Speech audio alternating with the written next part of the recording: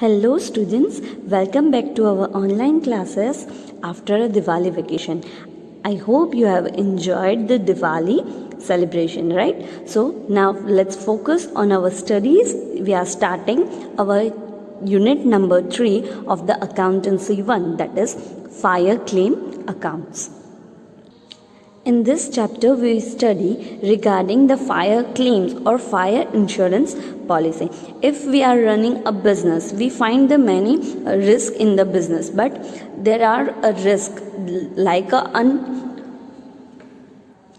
uncontrollable which is not in our hand, that might very risky in the kinds of the stocks and our assets. So it can be risk of the fire claim.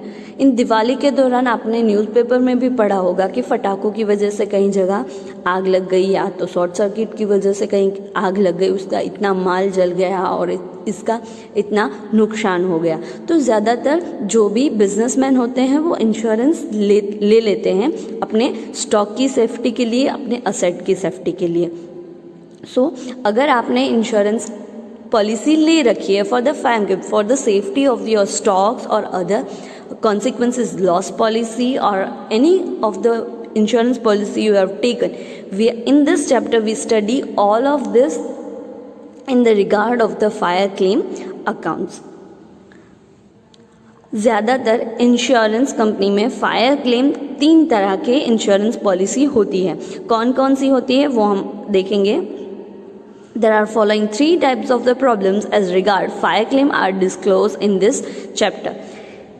इस chapter में 3 तरह की जो भी problems होती है fire claim के policy के हिसाब से, उस तरह से हम फायर क्लेम ले सकते हैं और ये 3 पॉलिसी इस चैप्टर में कवर की गई है। ये 3 पॉलिसी सिर्फ इस चैप्टर में कवर की गई है, इतनी ही पॉलिसी होती है ऐसा ज़रूरी नहीं है। ये 3 पॉलिसी के हिसाब से इस चैप्टर में हम बात करेंगे। पहला क्या है, the problem for the ascertaining the amount of the claim in the respect of the goods destroy. आपने सिर्फ अपने स्टॉक का यानी कि गुड्स का इंश्योरेंस करवाया है और वो इंश्योरेंस अगर वो गुड्स फायर हो जाते हैं या तो फायर में डिस्ट्रॉय हो जाते हैं तो आप इंश्योरेंस क्लेम कर सकते हो और फायर इंश्योरेंस पॉलिसी ली गई है तो कितनी अमाउंट का आपको क्लेम एक्सेप्ट होगा, तो उस तरह के सम होंगे। Then the second problem for the finding out the amount of the claim for the loss of the profit or a claim under the consequences loss policy। ये बहुत समझना ज़रूरी है। किसी भी बिजनेस में या किसी भी ऐसी जगह जहाँ पे प्रोडक्ट बनाए जाते हैं उस जगह पे अगर फायर हो जाती है तो थोड़े महीनों के लिए उसका जो बिज़नेस होता है वो रुक जाता है। जैसे कि नया माल मंगवाना पड़ेगा, डिस्ट्रॉय हो गया है, तो अगर असेट डिस्ट्रॉय हो गए हैं, मशीनरी डिस्ट्रॉय हो गई है, तो वो सब रिकवर करने के लिए थोड़ा टाइम लगता है। तो उतने टाइम दौरान अगर जो कोई भी बिजनेस बंद पड़ गया है वो कंटिन्यू नहीं कर पाते, दूसरे दिन से वो कंटिन्यू नहीं कर पाते क्योंकि उसका गुड्स और असेट सब डिस्ट्रॉय हो गए हैं, तो जितने पीरियड के लिए वो कंपनी या तो कोई बिजनेस बंद हो गया है तो उसका भी लॉस होता होगा क्योंकि वो 2 महीने या 3 महीने तक के लिए बिजनेस भी नहीं कर पाएगा, राइट। सो उसका जो लॉस होता है उसे हम बोलते हैं कॉन्सिक्वेंसेस लॉस, और उसका अगर जो इंश्योरेंस लिया गया है तो उसे बोलते हैं कॉन्सिक्वेंसेस लॉस पॉलिसी। उसके रिगार्डिंग भी सम्स इस चैप्टर में होंगे। Then third, problem relating to the claim and the respect of the comprehensive fire insurance in which stock and all other fixed asset are insured। पहले में क्या था, सिर्फ स्टॉक का इंश्योरेंस यानी कि गुड्स का ही इंश्योरेंस लिया गया था।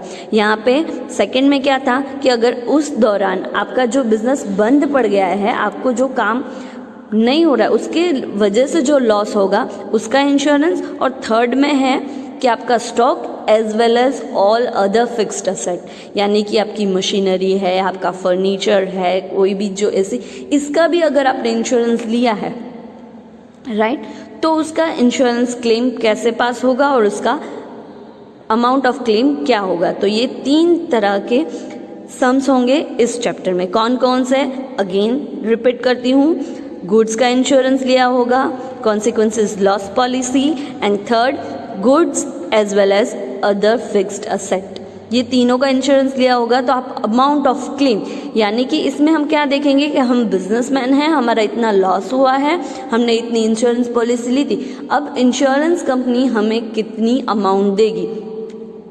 जैसे कि हमने 5 लाख का माल था हमारा, वो सब डिस्ट्रॉय हो गया है, हमने इंश्योरेंस पॉलिसी ऑलरेडी ले रखी है, तो अब इंश्योरेंस पॉलिसी क्लेम करनी पड़ेगी और वो इंश्योरेंस कंपनी कितना पैसा देगी, हमें कितना नुकसान होगा, ये सब और इसकी कैलकुलेशन के हिसाब से हमें कितना नुकसान हुआ उसकी एंट्री हमें कहाँ करनी है, इंश्योरेंस कंपनी के जो भी अमाउंट आएगी वो कब मिलेगी, ये सारी चीज़ें कैलकुलेशन करनी पड़ेगी। वो हम कैसे करेंगे, ये सभी पॉइंट्स हम इस चैप्टर में फायर क्लेम अकाउंट्स में कैलकुलेट करेंगे और समझेंगे, राइट।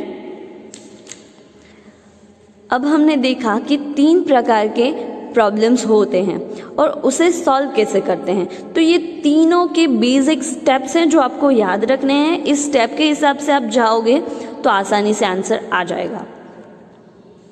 तो हम तीनों के बारे में बात कर लेते हैं कि कौन से स्टेप कब होंगे, right. So first point, when only stocks और goods are insured, that is in the problem number 1, right, that is only respect of the good destroy. So अगर आपने सिर्फ गुड्स या स्टॉक का ही इंश्योरेंस करवाया है तो कैसे आप अमाउंट ऑफ क्लेम फाइंड करोगे, कैसे आप अमाउंट ऑफ क्लेम फाइंड करोगे।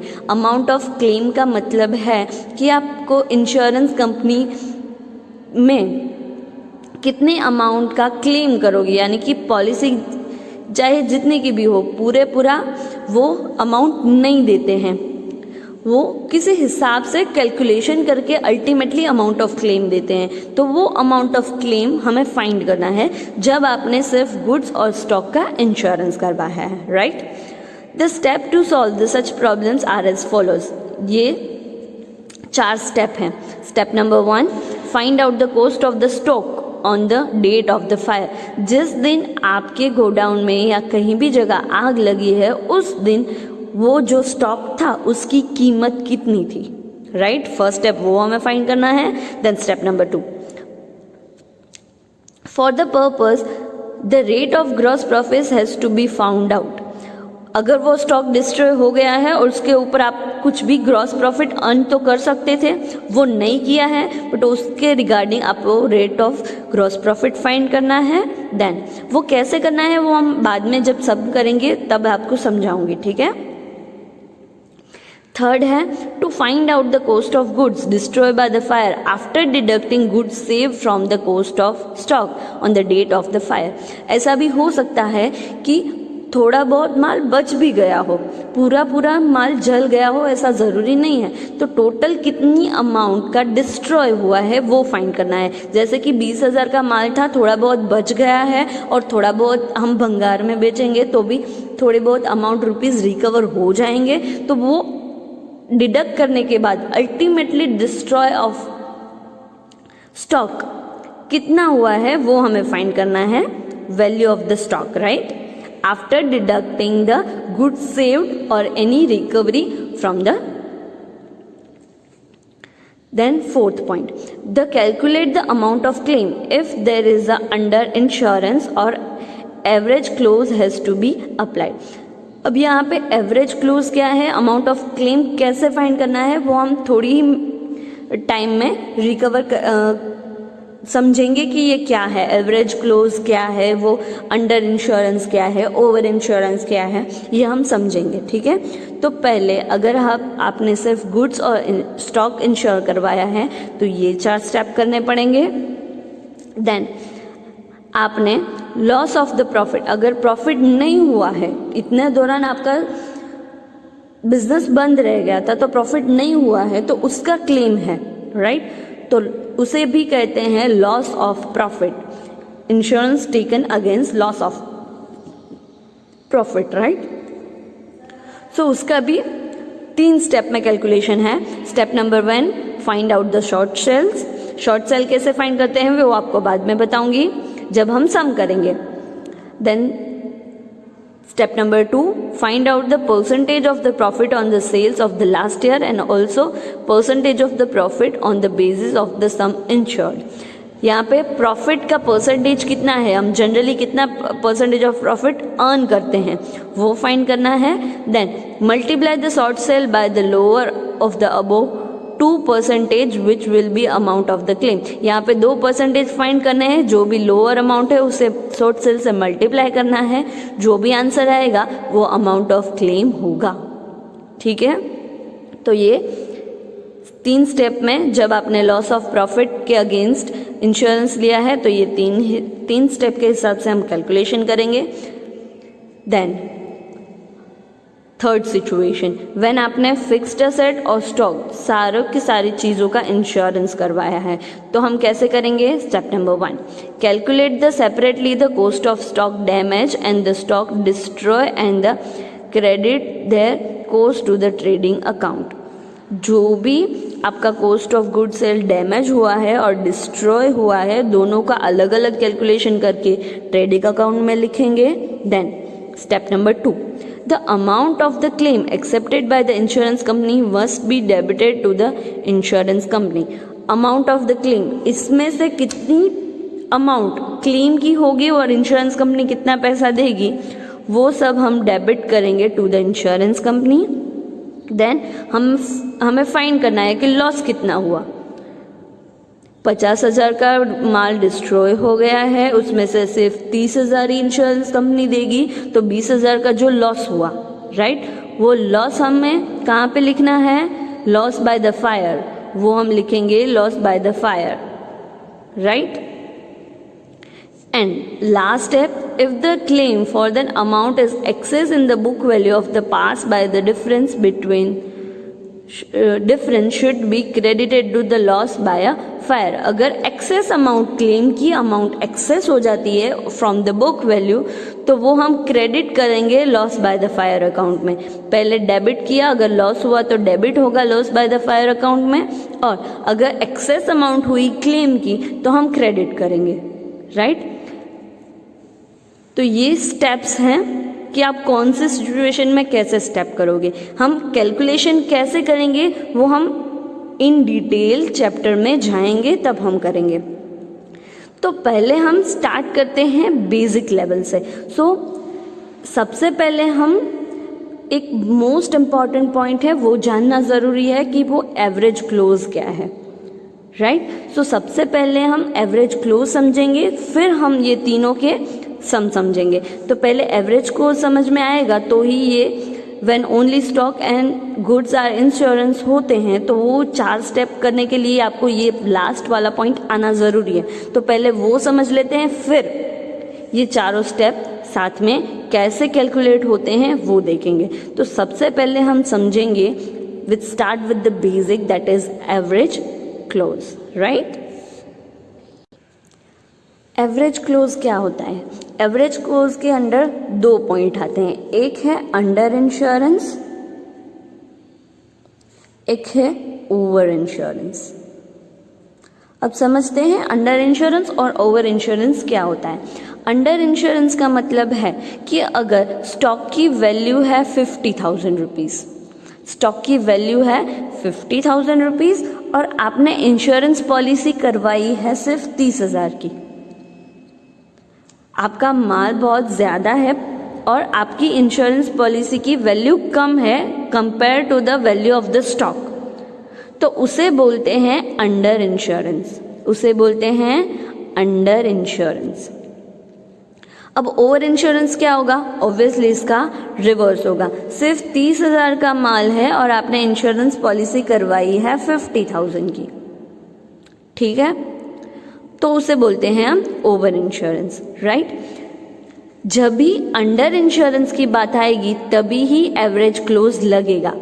एवरेज क्लोज क्या, कैलकुलेशन कैसे होगी वो हम समझाऊंगी, बट जनरली जब अंडर इंश्योरेंस होता है तभी एवरेज क्लोज लगता है. अब एवरेज क्लोज क्या होता है कि अगर आपका 50,000 का माल था, आपने इंश्योरेंस करवाया है सिर्फ 30,000 का, अब ये पूरा डिस्ट्रॉय हो गया है, ये पूरा डिस्ट्रॉय हो गया है, तो आपको ये पूरी अमाउंट मिल जाएगी, राइट।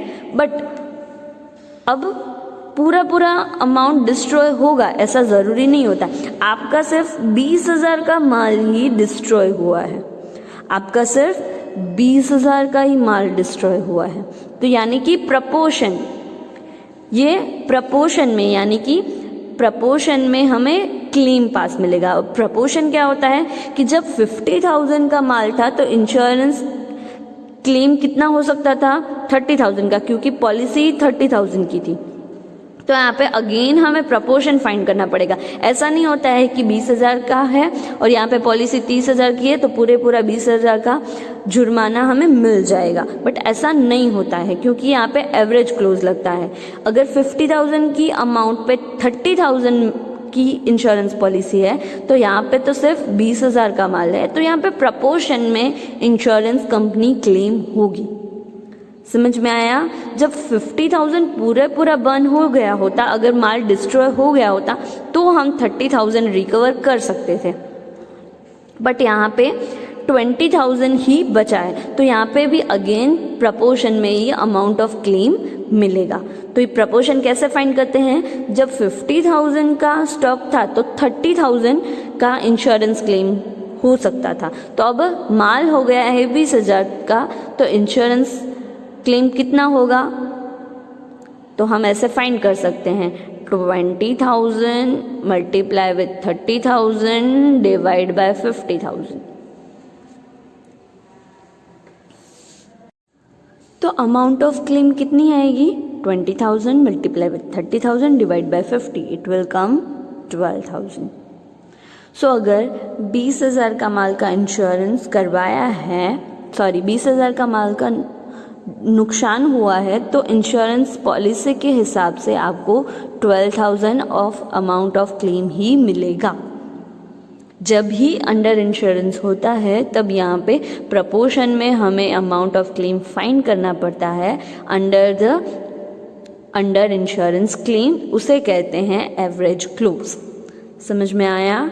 और इस हिसाब से हमें और इलस्ट्रेशन करेंगे, जो बेसिक इलस्ट्रेशन होंगे, जब भी हम स्टॉक के जब पॉइंट नंबर 1 के हिसाब से सम करेंगे तब हमें आना चाहिए।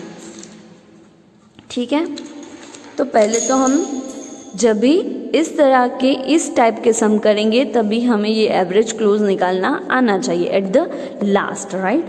सो हम उसके रिगार्डिंग एवरेज क्लोज के छोटे छोटे इलस्ट्रेशन करेंगे जो ज़रूरी है। तो हम स्टार्ट करते हैं इलस्ट्रेशन नंबर 1 से। A fire insurance in the premises of the merchant and goods worth 20,000. A fire occurred in the premises of the merchant and the goods of rupees 20,000 were destroyed. 20,000 के goods destroy हो गए हैं, goods saved 4,000 were salvaged. इसका मतलब क्या है? 20,000 का माल जल गया और 4,000 का माल बच गया। Then the goods were insured 80,000 only. The policy included an average clause. यहाँ पे अंडर इंश्योरेंस है, 20,000 का माल डिस्ट्रॉय हो गया, 4,000 का बच गया, तो अल्टीमेटली गुड्स कितने रुपीस के थे? 20,000 प्लस 4,000, 24,000 के गुड्स थे। उसमें इंश्योरेंस हमने कितना कर लिया था? सिर्फ 18,000 का, यानी कि वो अंडर इंश्योरेंस है। अब अगर अंडर इंश्योरेंस होगा तो एवरेज क्लोज आएगा। Assuming the insurance settled the claim and the make the generality in the books of the merchant. So हमें amount of claim find करना पड़ेगा under the average clause and हमें general entry करनी पड़ेगी in the books of the merchant. यानी कि अब हम बिजनेसमैन हैं तो अब हम कैसे एंट्री करेंगे? तो पहले कैलकुलेशन देख लेते हैं इलस्ट्रेशन नंबर 1 की।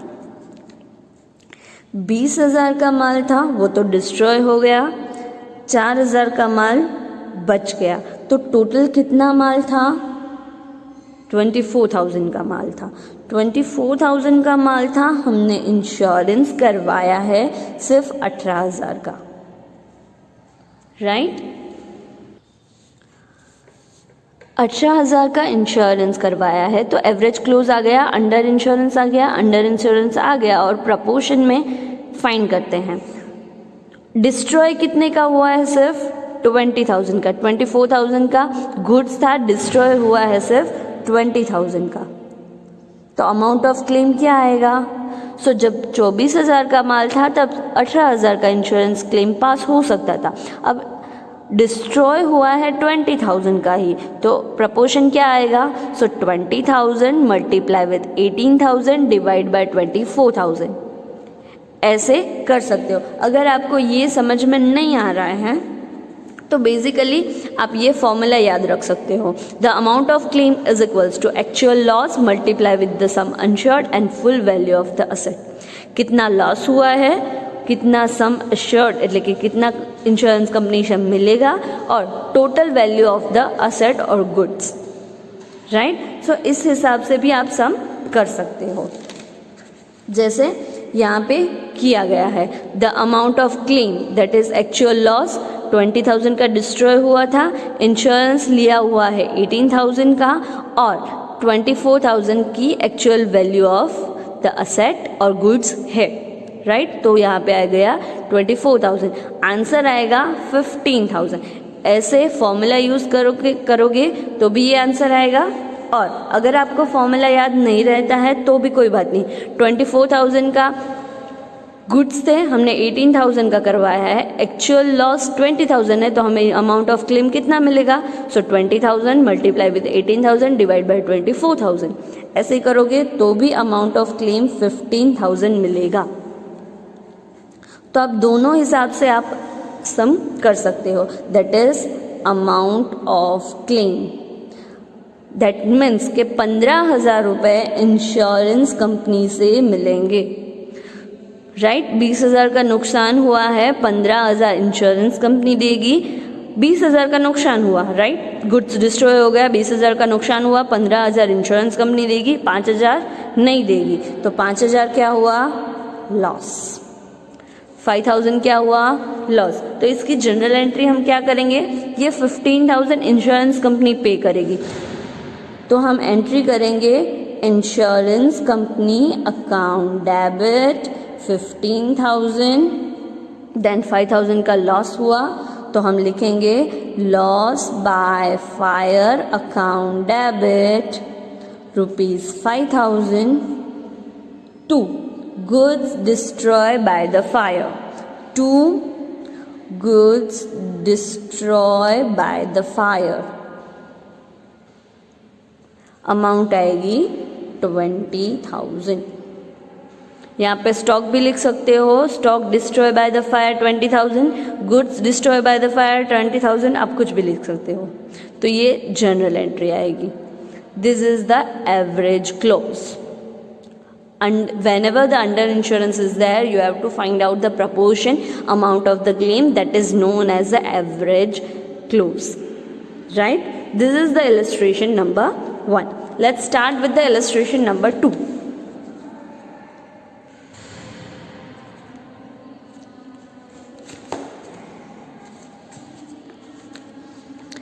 Fire occur in the company on the 30th April 2012. Out of the stock of the 5 lakh lied down in the godown and stock of 4 lakh were destroyed.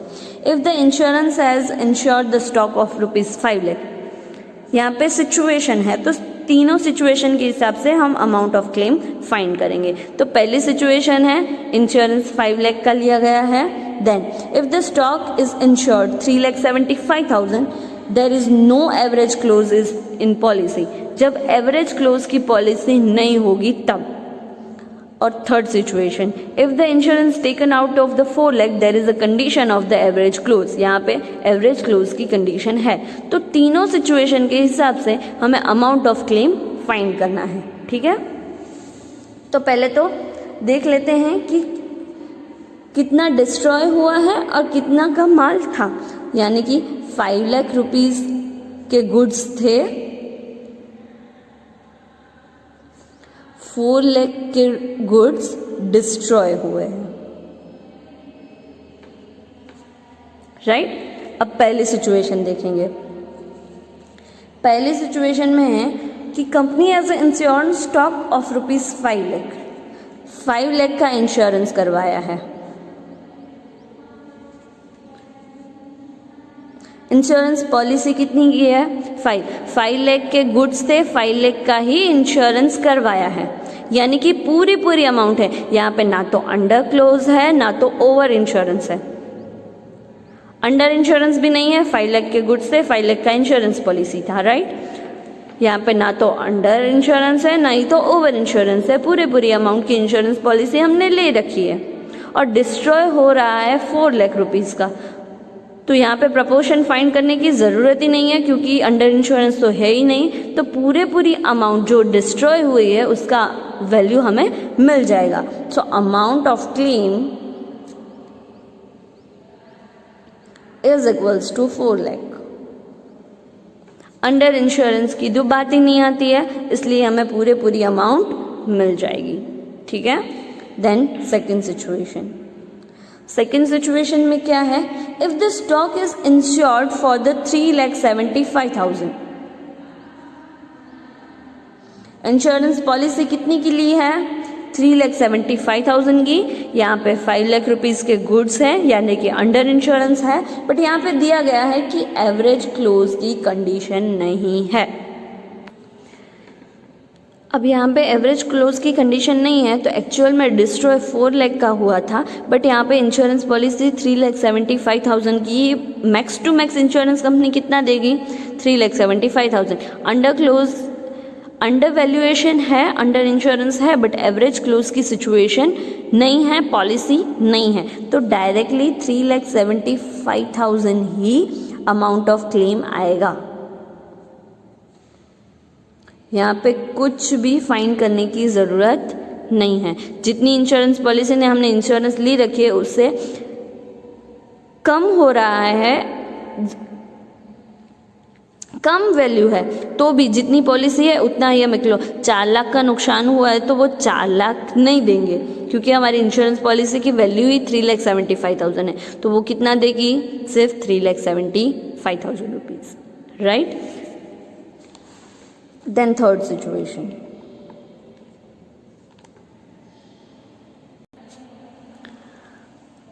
अब हम दोबारा से सेकंड टॉपिक में आते हैं। अगर यहाँ पे डिस्ट्रॉय 2 लाख रुपीज़ का हुआ होता, यहाँ पे डिस्ट्रॉय 2 लाख रुपीज़ का हुआ होता और इंश्योरेंस कंपनी 3,75,000 है, राइट, तो यहाँ पे एवरेज क्लोज तो नहीं आएगा, क्योंकि ओवर इंश्योरेंस है, सॉरी अंडर इंश्योरेंस है, बट यहाँ पे डिस्ट्रॉय कम हुआ है, इंश्योरेंस पॉलिसी की वैल्यू ज़्यादा है, तो वो कितना पेमेंट करेगी? ऑब्वियसली 2 लाख रुपीज़ पे करेगी, जितना लॉस है। तो लॉस और insurance policy whichever is less is to be paid. यहाँ पे 4 लाख एंड 3,75,000 है, 3,75,000 लेस है, तो ये अमाउंट पे होगी as amount of the claim. But अगर डिस्ट्रॉय 2 लाख रुपीज़ का हो गया होता और इंश्योरेंस पॉलिसी 3,75,000 की है, तो भी वो नुकसान की ही भरपाई करती है। वो इंश्योरेंस कंपनी के पूरे पैसे नहीं देती, वो नुकसान की भरपाई करेगी। तो नुकसान कितना हुआ है? 2 लाख का, तो सिर्फ 2 लाख की ही भरपाई करेगी, तो वो अमाउंट ऑफ क्लेम 2 लाख हो जाएगा, राइट। तो ये था सेकेंड। अब आएगा थर्ड पॉइंट। थर्ड पॉइंट में क्या है कि insurance is taken out of rupees 4 lakh and average close is there, average close policy है। तो यहाँ पे 5 लाख के गुड्स थे, 4 लाख का पॉलिसी है। पॉलिसी कितनी की है? 4 लाख की, यानी कि अंडर इंश्योरेंस हुआ और एवरेज क्लोज है, तो हमें फाइंड करना पड़ेगा कि 5 लाख रुपीज़ का 5 लाख रुपीज़ की गुड्स थे, 4 लाख की इंश्योरेंस पॉलिसी है। अब नुकसान कितना हुआ है? सिर्फ 4 लाख रुपीज़ का,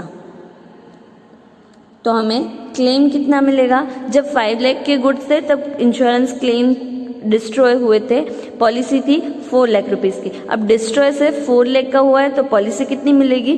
सो आंसर आएगा 4 lakh into 4 lakh divide by 5,000। तो आंसर कितना आएगा? 4 lakh multiply with 4 lakh divide by 5 lakh. Amount of claim will be 3,20,000। Amount of claim will be 3,20,000 under the average close. समझ में आया? तीनों सिचुएशन में अमाउंट ऑफ क्लेम चेंज होती जाएगी। यहाँ पे 4 लाख थी, यहाँ पे 3,75,000 थी और यहाँ पे 3,20,000 थी जब एवरेज क्लोज लगता है। समझ में आया? This is the average clause that we have recover in this lecture and आपको हम प्रैक्टिस के हिसाब से आपको होमवर्क के फर्स्ट एंड सेकंड की प्रैक्टिस करनी होगी। ठीक है, बाय बाय।